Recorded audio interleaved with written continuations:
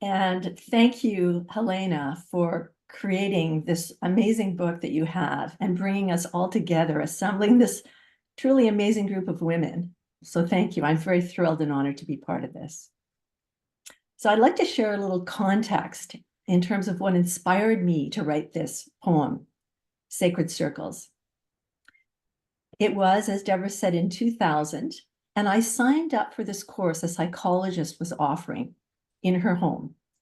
And it was an opportunity for us to read and reflect on Clarissa Pinkola Estés' book, which many of you may know of and have read, Women Who Run with the Wolves. And these are myths and stories of the wild woman archetype. I think it fits very well, actually, with Helena's book and many of the women here today. What happened was I came back from the first meeting and gathering, and we gathered, we had to walk up this sort of windy staircase into this turret of this woman's house. And then it was very dimly lit, and she sat us down and she lit a candle in the middle of one of those candles. Many of you may have seen them, and they're women. They don't usually have faces, and they have shawls, and they're holding hands in a circle. And she lit that candle, and I came home after that first evening, and I was inspired to write this poem. Sacred Circles. We are all women connected through the ages, from hunters and gatherers to queens and ladies in waiting. Despite our different origins and surroundings, we all endure similar pain, anxiety, and joy. Nurturing is what we're known for, caring for the sick, the wounded, the children, tireless in our cause to improve the lot of humankind. Sitting in a circle with others, our hands clasped, I feel the energy of powerful women throughout the ages. I feel their warm blood pulsing through my veins. The time has come to right the wrongs. The time has come for women to unite and be catalysts for peace. No longer can their voices be hushed, can our voices be hushed. The time for action has come. Our feminine qualities of intuition, warmth, and sensitivity enable us to intervene in areas of conflict, to lead the way towards our vision of a nurturing and caring world, a world with love, land, and opportunity for everyone. Women in sacred circles have for centuries felt the energy and interconnection among themselves. Now more than ever, we need the courage to rise up, to take action towards making the world a better place for our families, friends, neighbors, and future generations. Will you accept the challenge? Now, how does this poem link to phrases or reflect to key themes in Helena's book? It's your turn.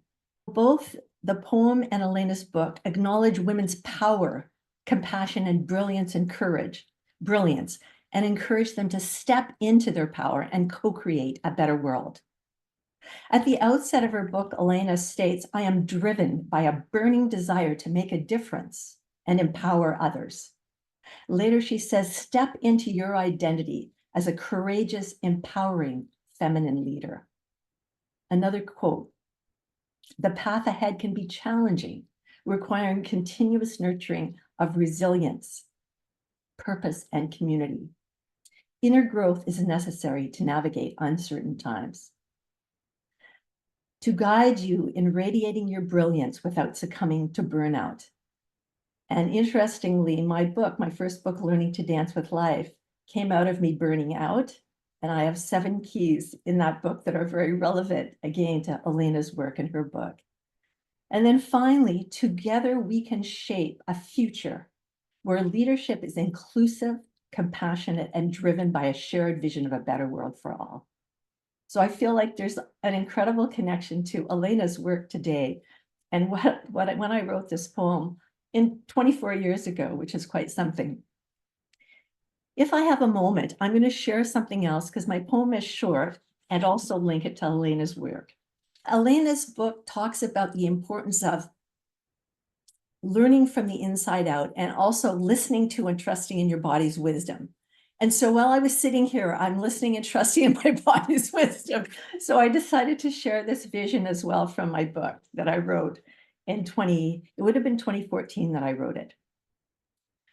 I see a world free of war and violence, one where all cultures and religions are accepted, where all people are respected and treated with respect, where people live together in communities that model the values of contribution, collaboration, caring, and connection, where people are truly connected with who they are and the gifts they have to share, where creativity is valued and everyone knows how to tap into and express their creative side, where people have the courage to reach out for support when they need it. I see a world where people trust their bodies, value their own wisdom, and know when and how to say no.